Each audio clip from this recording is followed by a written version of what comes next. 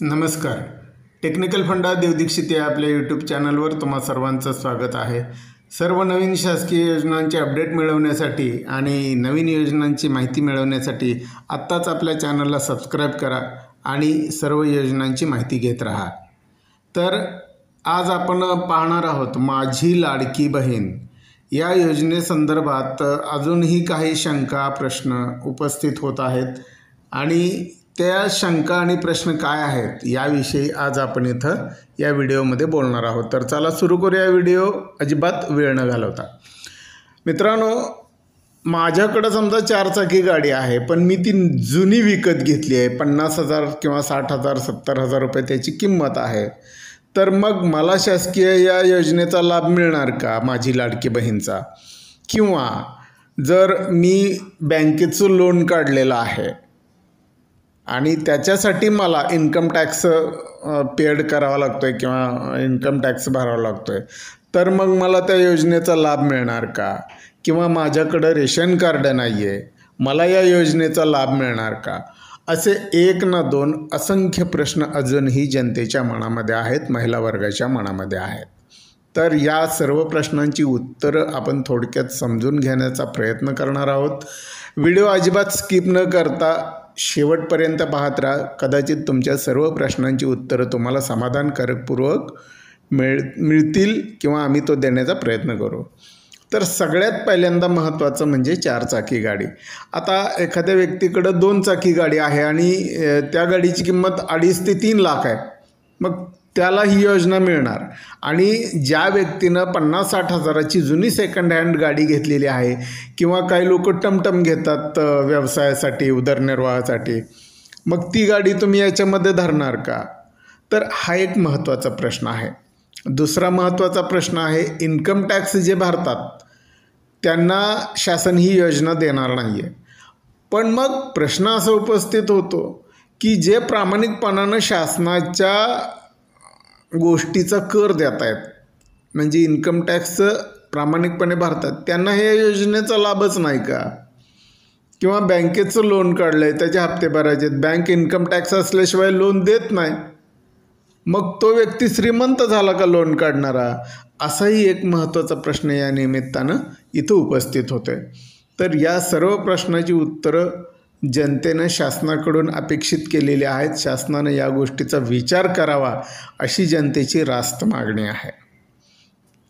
आणखी एक महत्त्वाची गोष्ट, रेशन कार्ड गहाळ झालं आहे, ते मिळत नाही आहे. तर त्याच्यावर मात्र शासनानं उपाय दिलेला आहे आणि ते म्हणजे सेल्फ सर्टिफिकेट. जर आपण सेतू केंद्रामध्ये जाऊन किंवा कचेरीमध्ये जाऊन सेल्फ सर्टिफिकेशनचं प्रमाणपत्र घेतलं आणि ते रेशन कार्डच्या ऐवजी जोडलं तर निश्चितपणे तुम्हाला या योजनेचा लाभ मिळू शकेल. योजना महत्त्वाची आहे, गोरगरिबांसाठी आहे, उपेक्षित आणि आर्थिक कमजोर असलेल्या महिलांकरिता आहे. त्यांना सक्षम बनवायचं हे शासनाचं स्वागतार्ह पाऊल आहे. ही अत्यंत चांगली गोष्ट आहे. पण या योजनेमध्ये ज्या त्रुटी येत आहेत त्या त्रुटी देखील शासनानं दूर करणं अपेक्षित आहे. तेव्हा निश्चितच शासन स्तरावर जे लोक काम करत आहेत, मी आत्ता जे मुद्दे या व्हिडिओच्या माध्यमातून मांडतो आहे सर्व तमाम जनतेच्या वतीनं, त्या मुद्द्यांवरती विचार व्हावा. शासनानं या लोकांचाही विचार करावा की जे उपेक्षित आहेत परंतु तुमच्या नियमाच्या आडकाठीमध्ये येतात, तर त्यांनी काय करायचं? आता नुकतंच शासनानं अजून एक नियम रद्द केलेला आहे, तो म्हणजे 5 एकर जमीन ज्यांना होती किंवा ज्यांना आहे त्यांना ह्या योजनेचा लाभ मिळणार नव्हता, पण ती अट त्यांनी काढून टाकलेली आहे. आणि आता 100 एकर जमीन असलेला सुद्धा व्यक्ती या योजनेसाठी पात्र आणि 50-60 हजाराची सेकंड हँड गाडी ज्याच्या नावावरती आहे त्या कुटुंबातली महिला सदस्य अपात्र. हा भेदभाव कशासाठी? हा एक जनतेच्या मनामध्ये रास्त प्रश्न उपस्थित होतो आहे. तोही शासनानं सोडवावा किंवा त्याची दखल घ्यावी, त्याच्यावरती उपाययोजना करावी. तर असा काही प्रश्न, काही त्रुटींचा हा जो आराखडा आहे किंवा ही जी योजना आहे त्या योजनेमध्ये शासनानं निश्चितपणे जनतेच्या मागणीची दखल घेऊन बदल करावेत ही आम्ही अपेक्षा व्यक्त करतो आहोत. या योजनेमध्ये प्रत्येक महिलेला स्वावलंबी बनवायचा जो शासनाचा विचार आहे तो निश्चितच चांगला आहे, निश्चितच अभिनंदनीय आहे. पण शासनाच्या या त्रुटीमुळं खऱ्या लाभार्थी किंवा ज्या महिलांना खऱ्या लाभाची गरज आहे अशा महिला देखील वंचित राहू शकतात. आणि समजा ज्या महिला 65 वयाच्या वरच्या आहेत परंतु त्यांच्याकडे उत्पन्नाचं कोणतंही साधन नाही, ज्या निराधार आहेत किंवा ज्यांना कोणी इतरत्र लक्ष देत नाही, अशा महिलांचं काय याचंही उत्तर शासनाकडून जनतेला अपेक्षित आहे. येत्या काळामध्ये ह्या समस्येवरती शासनाच्या समितीतून किंवा शासनाची वरिष्ठ स्तरावर जी लोक काम करतात त्यांच्याकडून सुधारणा व्हाव्यात आणि खरंच जे गरजू आहेत, ज्यांना लाभ मिळायची आवश्यकता आहे, अशा व्यक्तींपर्यंत तळागाळापर्यंत ही योजना पोहोचावी एवढीच त्यांच्याकडून अपेक्षा आहे.